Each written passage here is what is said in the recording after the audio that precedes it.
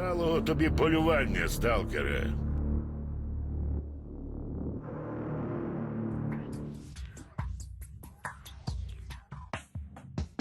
Архів Енді Час.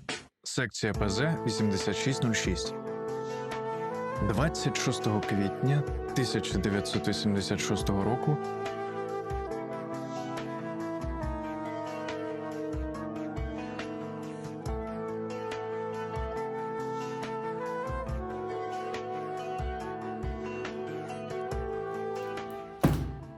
Вітаю, сталкери! І нарешті ми дочекались старту акції від АТБ, Loyalty Games та GSC Game World з альманахом та колекційними картками. І сьогодні, дякуючи GSC Game World, велика їм подяка, я отримав посилку з альманахом та картками, і ми їх трохи детальніше зараз оглянемо в цьому маленькому відео розпаковці цієї посилки від GSC, АТБ та Loyalty Games, які займаються виробництвом цих карток самого альманаху, друкуванням та підготовкою цієї акції разом з GSC Game World. Тож, сталкери, давайте розпочинати цю нашу розпаковочку. Я обожнюю цей процес розпаковки нових речей. Він завжди дуже позитивний. Це, напевно, йде вже альманах. Ух ти! Ух ти! Інтерактивний альманах. Ви тільки погляньте на цей бокс. GSC та АТБ. Тут у нас головний аут сайту Stalker 2, і він ще навіть переливається. Не знаю, чи ви бачите. Це видно? Що аут переливається. Зона ніколи не відпускає сталкери. І це правда. Тому що зона завжди нас тримає в тонусі. І давайте я зараз figure out, how це відкривається воно. Напевно, ось тут. Так. Відкривається воно ось так. Зараз. Опа! Ох, тут картки запаковані і не запаковані. Це такий подарунковий бокс. Відкрий таємниці аномальної зони. Stalker 2 та Майо. Привіт, сталкери. І тут така приємна записка від GSC та АТБ. Привіт, сталкер! Перед тобою справжній хабал, який ми винесли з найтемніших куточків аномальної зони, спеціально для тебе. Легендарний всесвіт Stalker 2 Селзи Чорнобиля об'єднуються з АТБ, щоб створити унікальну книгу та колекцію інтерактивних карток. Повна колекція складається з 48 інтерактивних карток, які відкривають доступ до прихованих шарів зони. Кожна така аудіокнига дозволяє глибше зануритись в атмосферу та самостійно розкрити найсуворіші таємниці аномальної зони. Подарунки. Кожна картка приховує в собі справжні скарби зони у вигляді цінних подарунків від партнерів. Це Майо, GSC Game World та хмарного сервісу Boosteroid. Щоб перевірити свою удачу, достатньо відсканувати QR-код та скористатися функцією отримання винагороди. Загальний призовий фонд налічує 7 мільйонів 500 тисяч подарунків. Це таких копій Stalker 2 Ultimate, настільні ігри, максимальної знови техніки від Майо та інші такі приємні штуки, які можна буде отримати. І ось такий у нас приємний аут. Колаборації Stalker 2 ТБ ми бачимо Скіфа, Зону. І тут, до речі, ще у нас іде ND час досі, не з DLC, не оновлення. І тут навіть є ще повідомлення зони від Майо. Це у нас іде повідомлення від Майо з описами цих призів, які будуть в цьому засканування карток з альманаху. І ось у нас ідуть, я так розумію, це йде картки. GSC. О, ви тільки погляньте! Я забув на цей, гляньте на цей аут з X3. Я це ледь пропустив. Погляньте тільки на цей краснючий аут з лабораторії X3 на кордоні. Тут у нас ці поди, де колись мали бути ембріони, але там зараз закритий снок, якщо я не помиляюсь, і плоть. Але виглядає це дуже кайфово, дуже якісним виконанням сьомого альманаху та саме його наповнення. Ось ці, тут все переливається також, дуже якісний папел, взагалі дуже крута колаборація. Тут ми бачимо запаковані картки. Це йде набір з карток, які саме запаковані. Тут їх іде, для прикладу, у нас скільки штук, зараз скажу. Тут ідуть запаковані, тут у нас 1, 2, 3, 4, 5, 6, 7, 8, 9, 10, 11 запакованих карток. Я думаю, одну ми з них відкриємо, так? Потім, чисто так, щоб для процесу. Що скажеш оператор? Оператор підтверджує, що ми відкриємо одну картку. Так, давайте тоді я їх тут розкладу, щоб було так. І давайте почнемо, я думаю, з карток. Це у нас іде така упаковка карток, справді як карти, виглядає автентично по-сталкерськи і приємно на дотик. Тут у нас іде повна колекція карток. Давайте зараз я їх... Ой, давайте, щоб не палити QR-код. Ось, давайте тепер розглянемо, у нас іде 40... Це у нас іде повний набір карток. Їх тут 48 штук, 48 сторінок альманаху матимуть тематичні унікальні картки з історіями, які відповідають картці та сторінці альманаху. І ось давайте переглянемо деякі картки з них. Ось, наприклад, є картка така, синій грейд, як ми бачимо, дві позначки. Це у нас іде загони евакуації з прапором. Це, я думаю, відповідає, що це певна подія. Це у нас іде артефакт компас. Уже бачите, фіолетові 3 поділки, значок артефакту і номер самої картки 47. До речі, а ця картка була третя, якщо ви бачите. Тут у нас 47-й номер, і це у нас компас, артефакт компас. Так. Давайте далі. О, це дуже цікава картка, бо це випалювач мізків, як ми бачимо також. Це, я думаю, це значить, що це певна подія і що відповідає певному локації в світі. Також артефакт, грозова ягода номер 46 і 2 позначки. Ось іде альфа-артефакт. Це вже, бачите, жовтий, 4 позначки, значить легендарна картка, я думаю. І ось позначка також, що це, як і ми бачимо позначка, як і на артефакті. Лабораторія X19. Картка легендарна лабораторія X19. А X19 може знаходитись на ЧАЕС. І це певний натяк на DLC, ця картка X19. Лабораторія на ЧАЕС. Якщо ми бачимо оцю колбу під ембріони, це стає все цікавіше і цікавіше. Погляньте. Хорошо видно? X19. Далі ми бачимо фундамент, також значок зони, і це також іде фіолетове 3-3 грейд. Не легендарна картка, але виглядає... Всі картки, до речі, виконані дуже якісно. Але, звісно, для любителів настільних ігор, звісно, треба буде для них придбати, можливо, певні ці захисні штуки. Але в цілому ми ж не будемо ними грати як в настільну гру, тому якщо вони будуть в альманасі зберігатись, то в цьому їм нічого не буде. Адже виконання карток дуже на високому рівні, як і іншого мерчу. І за цю ціну в 399 гривень альманаху та цих карток, це я вважаю взагалі просто даром, якщо чесно, за такий івент. Далі у нас іде лабораторія X7, також легендарна. Ну, X7 ми всі добре знаємо вже по сталкеру. Нічого собі! Це картка генерала Таченка з Долгу. Це також натяк на DLC, це можливо Лиманськ. Таченко. Це перший лідер Долгу, якого ми знаходили в покроку Прип'яті.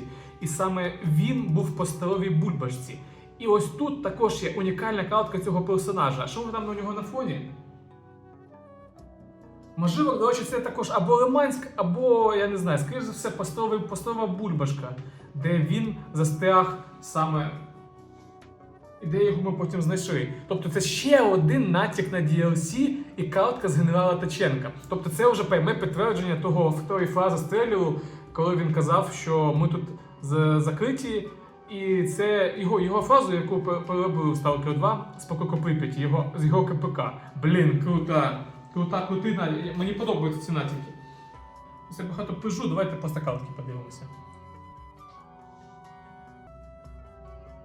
Тут у нас лабораторія X17 іде вже, нам добре знайома по Малахіту. X11 у нас вже йде лабораторія, це в Індійчазі. Ну і теж таку всі добре знаємо. Давайте далі. О, X3 з екранами до темного поправила трошки мізки. Так, давайте далі. О! А це картка X16, також лабораторія, до речі, вона не легендарна чомусь. X16, де псевдомозок знаходиться, і вона також тезирилась нам в DLC «Ціна надії». І це ще стає все цікавіше і цікавіше, бо це ще один натяк на DLC. Так, тут у нас іде лабораторія X18, яку, до речі, повністю відкрили в патчі 1.9, розкрили нижні рівні цієї лабораторії, і ми змогли нарешті їх дослідити в патчі «Запечатана істина» або ж «Сірий туз». Це що у нас? Полудень, угрупування, історія угрупування полудень. О, угрупування воля. Ну це також вже певний натяк на DLC, можна сказати. Долг. Відразу долг за ним іде, також DLC-шні. Молодці наші долгівці. Це Індії час, ну це не цікаво. Так, давайте далі. О, ну це замамналіт. Так, давайте далі. Іскра. Ну, це всі угрупування, їх історія, ми вже її добре знаємо. Валта, законвічний ворог іскри. Це у нас іде Мекруха з котиком. Ви тільки погляньте на цього красавчика, гляньте на цього котика, яка милота. Сталкери і котики, нарешті це сталося, канон. Тепер ми бачимо котики офіційно в Stalker 2, ще й з волею. Гляньте на цього пухнастого. Бачите його? Я хоч сам на нього подивлюсь. Та ти що, який тільки красунчик, який тільки. І я зараз не про котика, до речі. Так, давайте далі. А ось ми бачимо Зурус, також це натяк на DLC вже, також буде це з довгу. Це персонаж DLC Ціна Надії основний, який разом з Мавкою, можливо, будуть робити певні там активності в Оазисі, можливо. Ну це дуже персонально. Так. Думаю, зараз буде у нас Мавка. О, ви гляньте на цього діда, як він пафосно коліна поставив. Йо-моє, це Воронін іде. Це також зараз лідер довго, але думаю, ненадовго. Побачимо в DLC. Так, давайте далі. О, це у нас та сама Мавка. Вона зараз на арені, голос арени, але нарешті в DLC вона буде фізичною як основний її персонаж. І можливо вона і визначить долю зони, а можливо і всього людства разом з Русом, Долгом або ж війною з ними. Це DLC. Так. Опа, ви гляньте на цього дідуся. Стоїть з хавкою з ну як завжди, Сидорович. Так далі. Агата. Ми її добре знаємо по основній частині гри. Тіхтяйов. О, дьоготь не маже, дьоготь на калці. Так. Доктор. Також основний персонаж. Так далі у нас іде Стрілець. Лисий Чертяка. Давайте далі. Фауст. Також ми його... О, трошки.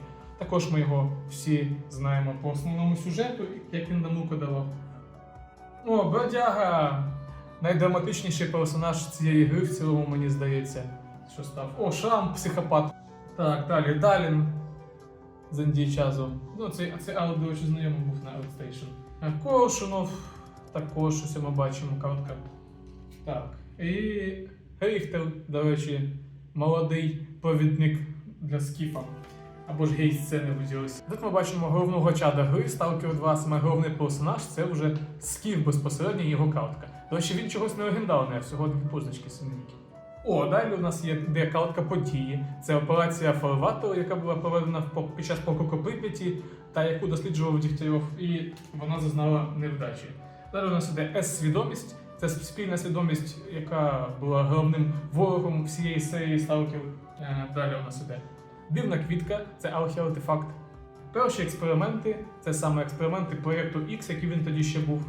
І саме над людьми, над псі. Аномальна зона.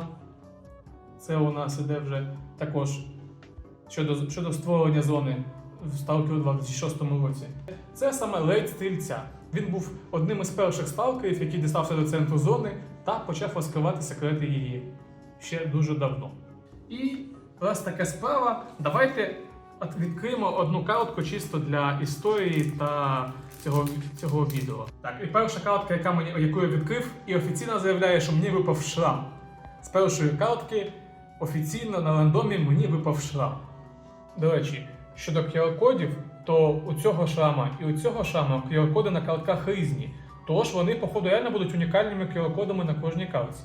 Ну, ось виходить ось така от потужна стопочка на 48 карток, і які можна буде знайти як елемент рандому колись в дитинстві, в 2000-х роках, коли ми збирали оці картки в чіпсах, і так само ці вкладиші, чіпси, картки, покемони, я пам'ятаю. І ось зараз у нас буде такий самий пошук цих рандомних карток, в оцих АТБ-паках. Ось ми бачимо одна картка. І, до речі, щодо карток, можу ще детальніше сказати, що ось в одній такій буде одна картка. Якщо не помиляюсь, одна картка окремо буде коштувати 20 гривень, а за покупки в АТБ така картка буде коштувати 5 гривень. Тобто, якщо ви купите якийсь акційний товар, якщо у вас є картка АТБ, якщо у вас є акційні товари, ви на касі купуєте цю картку за 5. Якщо ж у вас немає акційних товарів і ви хочете тільки картку, то ви можете їх купити і окремо за 20 гривень одну штуку в цій акції від АТБ. До речі, сталкери, Також я вам нагадую, що у нас створений активний Discord, де ви можете обмінюватись картками, шукати картки та проводити певні обміни спілкування щодо цього івенту. Посилання буде під відео. Але головна річ у цій акції в АТБ, GSC Game World, Loyalty Games та від тих партнерів Mayo та Boosteroid полягає в іншому. Адже у нас є колектор для карток, або ж артбук і альманах. Ми можемо отримати призи більше 7 мільйонів різних призів, фізичних або діджитал призів. Але головне, це великий такий бонус і подарунок для сталкерів. Шукайте, знаходьте, вигравайте. І давайте переходити до цього безпосередньо артбуку альманаху. Як ми бачимо, тут у нас навіть переливаються очі в масці цього сталкера. Він мені схожий на Долгівця. Буду вважати, що це Долгівець, бо такі кольори червоні. Тут у нас на фоні йде ЧС. І давайте почитаємо, що написано на ззаді.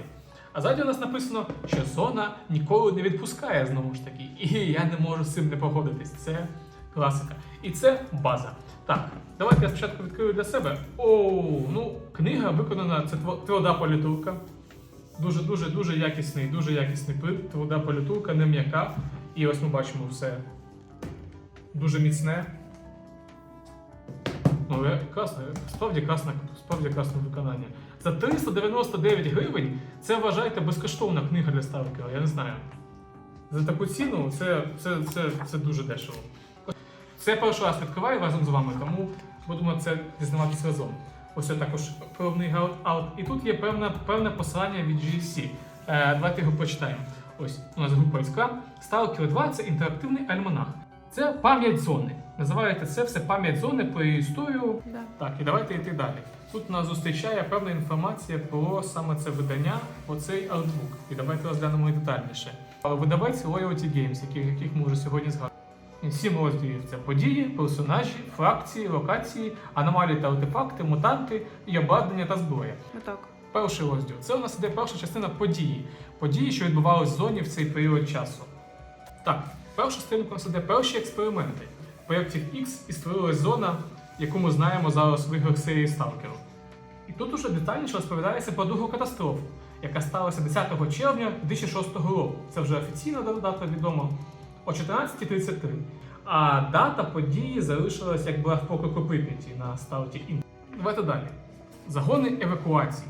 Тобто цей розділ ми бачимо ось, до речі, монорельс, доволі цікавий елемент в грі, який поки не заділений безпосередньо, але сподіваюсь, ми це вже бачили в трейлері, і це буде в DLC. Так, я думаю, це буде в DLC. Там все відбувалось нові небезпеки, до яких вони були не готові. І там був саме генерал Тиченко, що створив того, тоді ще капітан. Так, далі у нас іде рейд стрільця. Походи стрільця в зону – це вже предмет сталкерських бойок та історій, але все ж він був одним із перших і зробив це саме легендарне фото, яке ми тут бачимо, і дізнавався секрети зони в Stalker 2. Так, далі ми бачимо розділ про війну угрупувань, яка була в зоні доволі поширеним явищем, до речі. Ось ми бачимо війна угрупувань 2012 року, Чистого неба, і у нас вже була друга війна угрупувань. Це був за місто Прип'ять у 2012 році. І ось зараз від DLC «Ціна надії» буде третя війна угрупувань, саме Довгу та Волю, після того, як Воронін розірвав Д4. Це договір в зоні основний. Тут ми бачимо про розділ про стрільця. До речі, дуже гарний арт стрільця. Це він такий більш-менш новий, я думаю, покращений з тіні Чорнобиля. Про вимкнення випалювача.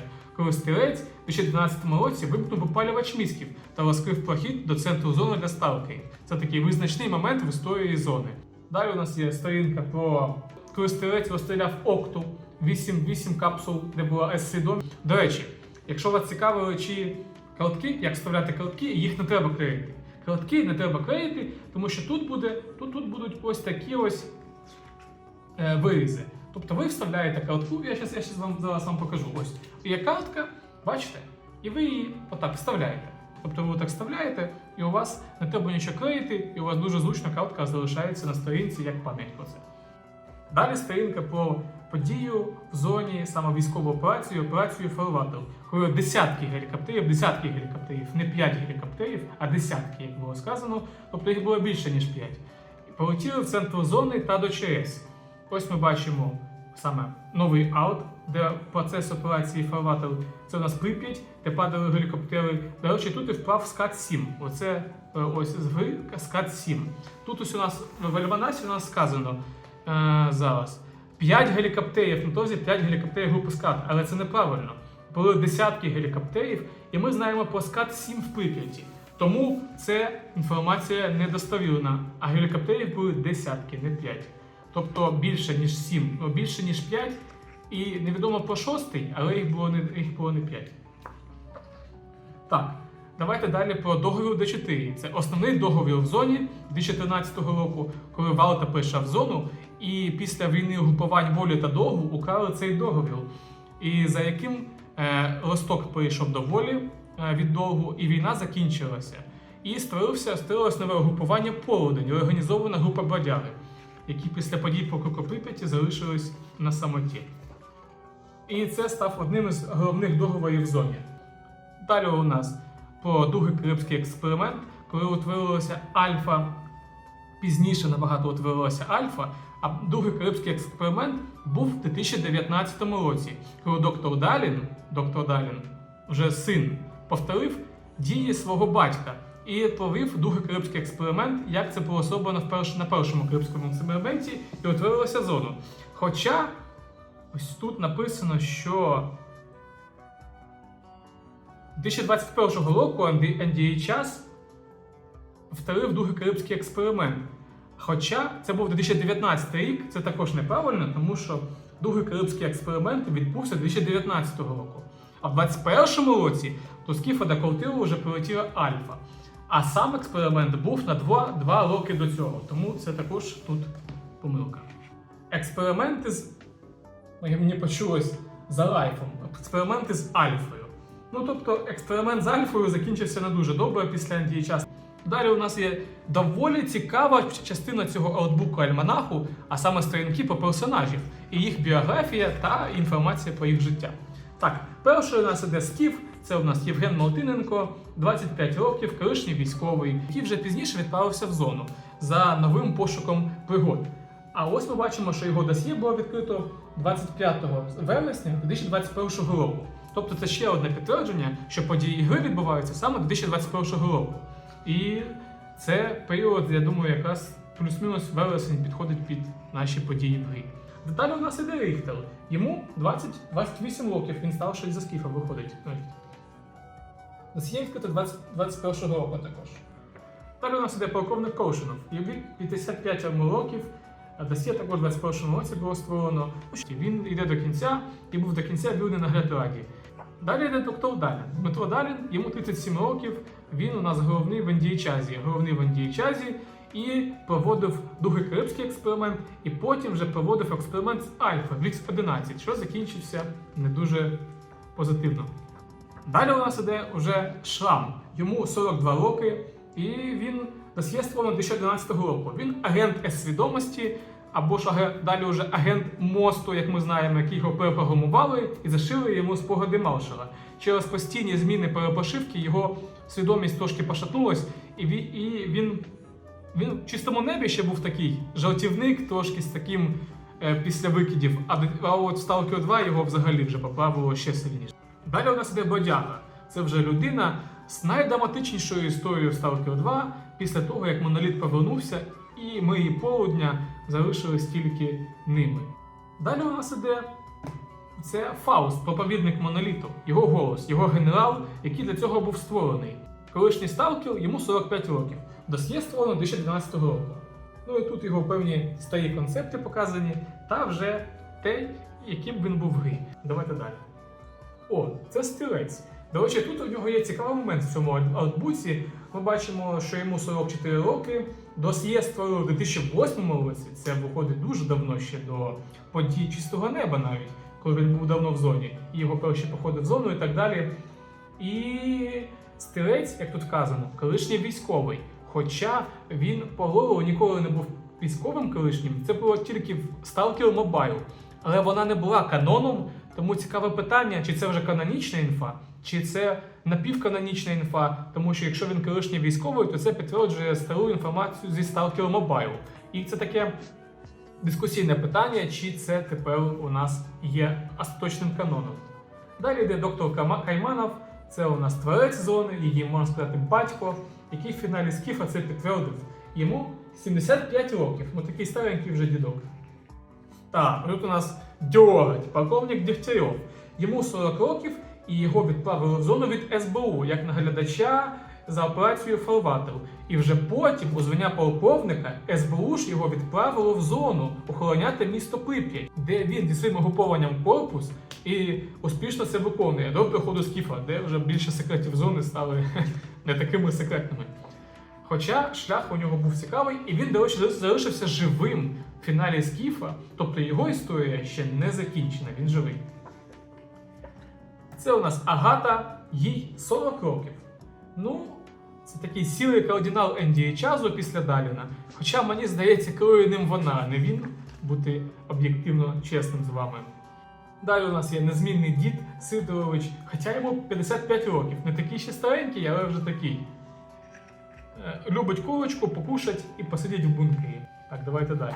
О! А це вже доволі цікаво. Адже це у нас де перший натяк на DLC. І це сторінка Мавки з волі, голосу Арени, яка матиме головне значення у DLC. Тут у нас навіть є, бачите, міні-комікс, де вона зі оплелеп стрибає кудись на тросі. Мені це нагадує чомусь Залізний ліс. Тому, можливо, саме в Залізному лісі почнуться події гри після того, як туди пішла воля і долг. Це більш припущення і теорія, але я думаю, це цілком може бути правдою. Ось тут оплелеп і цей міні-комікс. Як ми бачимо, вона полюбляє всякі браслети на руках. Все тут показано на концепті інноваційної вони були. І їй 27 років. Цілеспрямована і амбітна мавка. До речі, її колишнім наставником був Лукаш, колишній лідер волі. Тобто буде і повернення можливо буде і повернення Лукаша, який зник в Stalker 2, і я думаю, він повернеться в майбутньому DLC як персонаж, як представник волі. Вона вважає, що політика Микрухи для угруповання воля з купонами не те, що йому треба. І вона більш прихильник старих поглядів волі, які були у Лукаша і, можливо, навіть у Чехова. Але вони вже відійшли від справ і всім керує Микруха. І ще цікавий момент, що вона не проти співпраці з іншими групуваннями. Тому, можливо, саме із долгом вона б не проти працювати задля своєї мети. Це у нас іде сторінка генерала Вороніна, лідера долгу. Хто, як не ти? І його нова вже зовнішність, яку йому подарував український актор Олексій Горбунов. І це вже буде в DLC «Ціна надії». Тобто це ще така паралель з DLC. Він колишній військовий, який після зникнення генерала Ткаченко очолив долг як його незмінний лідер аж до 2021 року. І він розуміє, що для знищення зони потрібно більше ресурсів, і самотужки це не зробити. І це як головна мета долгу. Так, давайте далі. Ця сторінка, думаю, ще цікавіша в контексті DLC, тому що це долгівець Зурус, який також з'явиться в DLC «Ціна надії» вже фізично, і ми зможемо його побачити. Ну, ми вже його бачили в трейлері «Ціна надії», але побачимо його і зможемо з ним комунікувати. Так, йому 35 років, він не проти співпраці з іншими групуваннями, у нього є дуже модна сокира і лопата, яка виділяється в трейлері, і тут ми бачимо її ще ближче. Тобто він хоче долгу кращого. І тут ми бачимо доволі цікавий абзац щодо його біографії, адже Воронін відправляє Зауса з групою бійців до центру зони, з'ясувати можливу причину зникнення попереднього лідера фракції Ткаченка, генерала Ткаченко, який зник і який помер в посторовій бульбашці, про яку ми поговоримо пізніше. Так. А це у нас лідер волі. На даний момент Микруха з його купонами. Тут його арт з котиком. І у нього, до речі, також нова зовнішність, яку змінили в DLC. І тепер у нього незвичайна моделька NPC, яку трошки зробили більш унікальною, а справді унікальна зовнішність. І він любить котиків, як ми вже казали. І тут у нього є ось його новий арт, воля, і можливо це його кімната на листку, але сказати поки складно. Це у нас сторінка Шустрого, який вже багато років в зоні, і він такий гнучкий і може вижити в будь-якій ситуації, це ми знаємо по тінь Чорнобиля, і добре ховає флешки. Так, це у нас далі йдуть угруповання із їх історією. Це у нас нейтрали або одинаки, найчисельніше угрупування в зоні. Тут ми бачимо деякі їх концепти щодо селища новачків незмінне, і деякі старі кадри з трейлерів та саме з гри, і концепти. Далі у нас іде МСОП. Це Міжнародна служба охорони периметру, які замінили СОП в зоні за порядком і проникнення в зону. Валта – нова сила в зоні, яка мала великий вплив і, можливо, навіть в майбутньому замінила і МСОП. Але через події на Дузі та Моноліту вони втратили свій вплив, і це стало причиною розірвання договору Д4 та війни групувань, що не дуже добре склалося на зоні. Далі у нас є Іскра з її лідером Маршалом Шрамом, якому саме промили мізки на те, щоб він ненавидів Валту. Моноліт. Ну, тут є стандартні написи моноліту, їх концепт-арти моноліт. Далі у нас іде Енді і Час. Це у нас вчені, які досліджують зону в інституті, ферми артефактів, як ми бачимо тут, їх експерименти з надмутантами. А це ми бачимо, до речі, ще стара моделька Сахарова на концепції. Може колись діда цього побачимо. Я сподіваюся. Далі у нас йде Долг. Їх мета – знищити зону. Зона має померти в цьому протистоянні. І ось ми бачимо Воля. Саме противники Долгу, які вже тривалий час в Союзі, але на листку йде вогонь революції майбутньої за це місце. Адже це реваншизм і сюжет DLC, я думаю, побудований буде на наших виборах. Бандити також стандартні гопніки, як ми бачимо, їх концепти, інформацію. Ось. Стандартне групування, бандити, чики-бики, євдамки. Полудень – це у нас сумна історія угруповання, яке стало монолітом. Вчені. Звичайні вчені, до речі, на Малахіті вони є. Перші дослідники зони до створення Енді і Час. А після Енді і Час вони також вели діяльність, але вже окремо від Енді і Часу на Малахіті. Дослідження вайбові, я можу так сказати, вайбкод. Корпус Дігтярьова – це захисники Прип'яті, Дьоготь не маже, людей поза цьому. Далі йде велика частина альманаху – це локації. Перша локація – це периметр, аномалія розлом – це саме місце, звідки ми знайомимося з зоною. Вперше знайомимося з зоною в Stalker 2 серце Чорнобиля. Далі у нас йде перша локація, яку ми бачимо регіон, точніше, це мала зона з їх лідером в залісі Батію та сталкерами-одинаками. Це йде смітник, або ж там Кодо, Терекон і все інше, де ми зустрічали по сюжету. Янтал, до речі, доволі локація без квестів і пустенька, але я сподіваюся, колись вона більше заповниться квестами та локаціями і контентом. Я цього дуже хотів би, і я це дуже хочу. Калдон – також стара локація ще з часів тіні Чорнобиля, легендарне місце та перший, але все-таки більше вже його замінив Калдон. Точніше, Залісся. Цементний завод. Воно було в покроку Прип'яті, ця локація, і вже пізніше саме Долг там створив своє перше, до речі, дуже гарний арт. Тут ми бачимо такі як павук, як павутиння. Думаю, це якась археаномалія мала бути.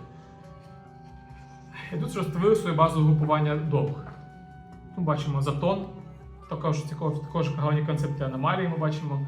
Затон, реальні фото, ось кланів портових, саме Скадовськ. Незмінні кораблі, там баржі. НТЦ Малахіт – це такі більш дослідження зони з іншої сторони, які боїться робити Енді і Час. Хімзавод – це колишня база Іскри, де тепер у нас Варта, після того, як вони силою захопили, так би мовити. До речі, на концептах вона дуже відрізняється від того, що є зараз. Все-таки більш покинути, значить тут мали бути аномалії та саме інше, ніж обжита база Варти. Ну, виглядає класно. Дуга. Основне місце сили в Сталкері. Як ми бачимо, тут у нас схоже, як були цей, як коли її підключили, дуже гарно виглядає воно, світиться блакитним. Мені подобаються ці концепти. Та загалом локація доволі потужна. Градивні. Тут бачимо червона фортеця, самі градивні. Концепт такий постапокаліптичний такий концепт. І цікаві також концепти самої локації. Схоже на якісь аномалії. Залізний ліс. Локація, яку ми чекаємо, точніше регіон, де буде хаб, в DLC «Ціна надії», і повернення якого ми чекаємо вже дуже-дуже довго. Ці ворота, які закриті, довго чекають на нас там. Як ми бачимо, це буде велика електрична аномалія, як спеціальний, я б сказав, навіть біом з електричними аномаліями та небезпеками. І ми також вже бачили його в трейлері DLC «Ціна надії». Там будуть певні нові аномалії, і ми зможемо там навіть знайти хаб, але поки невідомо де. Давайте почитаємо ще опис, бо це цікаво. Один з викидів перекрив доступ до нього, але в зоні не буває нічого вічного. Тож, попри небезпеку, сталкери знайшли можливість просочуватись на територію. Залізний ліс вабить допитливих сталкерів, що сподіваються знайти рідкісні та дорогі артефакти. Тобто, через залізний ліс ми будемо проходити до ЧАЕС в DLC «Ціна надії». Через цей залізний лабіринт.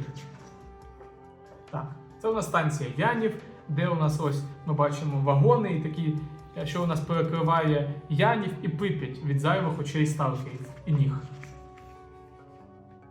Так, завод Росток, який перейшов волі, це таке місце майбутньої війни угрупування, яке я думаю. О, а ця сторінка доволі цікава, і вона, думаю, найцікавіша в контексті Лиманську. Адже вона розповідає нам про старову бульбашку. NDE, ми бачимо NDE радіохвиля в Лиманську, яка знаходиться. А це ось цей арт мені схожий на госпіталь, який був в чистому небі, де ще був бос-гелікоптер. Тобто, я думаю, повернеться ще й госпіталь в цій просторовій бульбашці, де зараз знаходиться місто Лиманськ, покрите таємницею, просторовими аномаліями та своєю довгою історією. І саме тут зник генерал Ткаченко, колишній перший лідер Долгу, який його створив. Аномальне утворення, що нагадує загрублене містечко вчених, Лиманськ, запутаний лабіринт вулиць і дворів, виглядає як чийсь сон, або наче спогад про це місце. Кожен сталкер, який бував у Лиманську, знайде тут знайоме місця, як от двір, де він колись забив схорон, чи NDE радіохвиля, де ще працювали мешканці міста. Багато сталкерів, які потрапили сюди, так і не змогли знайти вихід з цього химерного місця. Подейкують, що їхні тіні досі блукають вулицями, що вічно змінюються. Навіть Ткаченко, легендарний генерал Долгу, загинув тут. Причина його смерті досі залишається однією з найголовніших таємниць зони. Тут ми бачимо ще більше концептів міста Лиманськ, яке покрите таємницею просторових бульбашок. Ось декілька. Ну, найцікавіше, мені здається, що це оцей NDE радіохвиля, тобто ми там точно будемо, де міг бути той довгівець, і це міг бути така тінь або спогад, але це вже мої шизотеорії. Так, давайте далі. Це у нас ідуть генератори, з яких і починається зона та викиди. І ось ці ребра біля них, 6 штук, які відповідають за різні типи аномалій. Далі у нас те місто Прип'ять, привид, закрите від зайвих очей, також корпусом, яке ми згадували. І дуже гарні концепти цього міста, які тут могли бути аномалії, які трошки не ті, які є зараз. Але я думаю, ще це буде. І місце також сталкерської сили, яке манить нас вже з часів релізу Stalker 2, це ЧАЕС, яка поки закрита від сталкерів і буде відкрито DLC, де також буде хаб. І, до речі, де може бути лабораторія X-19, яка згадувалась на одній з карток. До речі, ось і вона. Ось і вона. 44-та картка ЧАЕС. Так, X-19 буде на ЧАЕС, це підтверджено. Як ми бачимо, X-19 буде на ЧАЕС. X-19 буде на ЧАЕС. Лабораторія X-19 на ЧАЕС. Це такий жирний натяк, що буде на ЧАЕС. Ха, круто. І, до речі, якщо повернутися назад, якщо назад ми глянемо, ось на сторінці 41 у нас буде картка Ткаченко на Лиманську і просторовій бульбашці. Тобто ще один натяк, що тут буде, ми знайдемо тут саме Ткаченко, і можливо тут буде його тінь. І давайте далі. Я аж загорівся цікавістю теорії. Далі у нас іде локація Руди. Після аварії на ЧАЕС отримав таку назву через характерний кольор дерев. І передостанній, здається, розділ, передостанній розділ – це аномалії та артефакти. Тут ми бачимо деяку інформацію про термічні артефакти, кислотні аномалії, просторові аномалії. До речі, це схоже мені на Лиманськ чимось в просторовій бульбашці. До речі, потужний арт, ось ми бачимо сталкера, який дивиться на просторову бульбашку, який заточене місто або будинок. Псіонічні аномалії. В Stalker 2 ми їх зустрічали, коли потрапляєш. Далі у нас іде електричні аномалії. Сподіваюсь, в Залізному лісі їх буде багатенько. І нових. Гравітаційні аномалії. До речі, навіть є і позитивні гравітаційні аномалії, як подушка, яка надає персонажу шкоди. Макове поле – це архіаномалія і найкраще місце для скріншотів. Мандрівні вогні – також архіаномалія. Кіготь – архіаномалія. Бульба – архіаномалія. А оце, до речі, сторінка про аномалію Бітум, яка знаходиться на околицях Юпітера, які поки недоступні для гравця. Тому, можливо, аномалія Бітум та околиці Юпітера також повернуться в DLC. Але про це поки говорити зарано, але цього б хотілося. І тут доволі цікавий момент на цій сторінці. Тут нам показали Оазу, яка є в нас в лабораторії X3, а тут нам показали соняшники, які були на основному ауті DLC Ціна Надії та в місці, де зустрічались Зорус та Мавка. Тобто Зорус та Мавка з невеликою ймовірністю будуть мати зустріч саме в Оазі, колись в моменті сюжету DLC Ціна Надії. І це неймовірно цікавий буде експірієнс, я вважаю, тому що це додає інтриги, що ж там буде у них за розмова. Так, і давайте йти далі. То розділ з мутантами. Ну, тут у нас сторінка, яка важить, я думаю, як цей кольор мутантів, як золото. Тому що тут інформація про проєкту X, саме псі-ембріони. Ми тут бачимо концепти показали, жовтий 11, лабораторія X3, де вони мали бути, де було на ауті, і саме ці колби з мутантами. І давайте почитаємо, що ж тут таке пишуть. Спадок проєкту X. Давайте ми тут пропустимо. Ось о. Цих мутантів залучали для практичної реалізації моделей і розрахунків проєкту Я-1М. Декоратором була доктор Войтенко, один з учасників С-свідомості. Вони здатні створювати унікальні аномалії, подібні до просторових, як в Риманську, а також на певному рівні взаємодіяти з ноосферою. Тобто в Риманську теоретично саме ці мутанти могли зробити цю просторову бульбашку, і десь вони дуже глибоко вандіє радіохвиля. Ну це як опція. Або ж навіть на ЧС в X-19. Ну це побачимо. Останнє, схоже, планувалося доктором Войтенко як певний механізм контролю і управління ноосферою. Після знищення С-свідомості та більшості документів проєкту X конкретні інструкції їхнього використання були втрачені. Тобто, я думаю, псі-ембріони стануть головним елементом DLC Ціна Надії і, можливо, навіть зброєю, яке хоче долг та воля. Далі у нас іде доволі стандартні описи мутантів, тому ми також знаємо в грі. І ось інші представники фауни в Stalker 2 Серце Чорнобиля, яких ми кожного дня, якщо ви граєте, зустрічаємо на шляху з зоною. І ось остання сторінка – це обладнання та зброя, частина 7. Це остання частина вже. Тут у нас також обладнання, Топаз, як ми бачимо, і його концепти та ігрова моделька. Детектори. До речі, детектору Око знову змінили назву на ЗІЛ. Це такий детектор Шрёдінгера, ніколи не дізнаєшся, яка в нього назва буде фінальна. Це така загадка. Агата, модуль Агата, як ми бачимо, для проєкції Агати. Контейнер для артефактів з колекційного видання. Псі-бомба, псі-бідон, точніше, я б сказав би це так. Шрама. Доволі занятна штука. Прилади нічного бачення, екзоскелети. Гаус-гармата. До речі, ось ця велика гаус-гармата схожа на те, що ми бачимо під Залізним лісом, де був її великий стенд в поклику Прип'яті. Тому, я думаю, ми також точно побачимо там цей стенд тестування продукту 62, десь глибоко під Залізним лісом. Ну і далі йде стандартна зброя і її описи з гри, тому тут також нічого доволі унікального я вам не розповім і ви не побачите. Доволі унікально, ой, доволі не унікально, стандартно все, що треба знати про гани в Stalker 2 Серце Чорнобиля.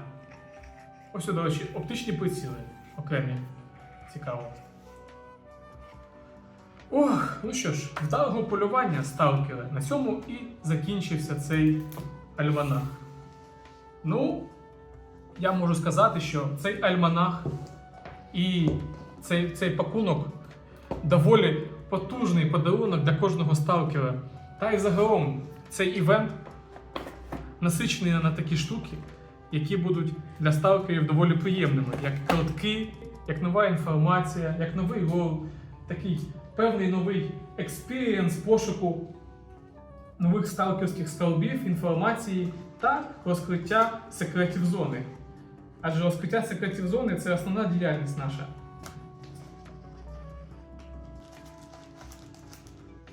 Відкрита картка. Сюди. Це сюди. Це сюди. І я хочу ще раз подякувати GSC Game World та Loyalty Games та й партнерам за цей альманах, за цей пакунок з картками, загалом за цю посилку і такий хабар-підгон. Дуже вам велика подякую. І сталкеру, я сподіваюся, вам було цікаво подивитись на цей огляд від мене, на роз'яснення і саме показ цього альманаху. Дякую всім за перегляд, дякую за увагу. І, як завжди, залишайтесь такими ж нон-стопабл і вдалого полювання, сталкери. Дякую за увагу. І я ще хотів додати дещо про бокс від ATB та GSC, який просто преміум класу, по-перше. А по-друге, тут у нас є напис довгу «Хто як не ти», а з іншого боку напис волі. Воля або смерть.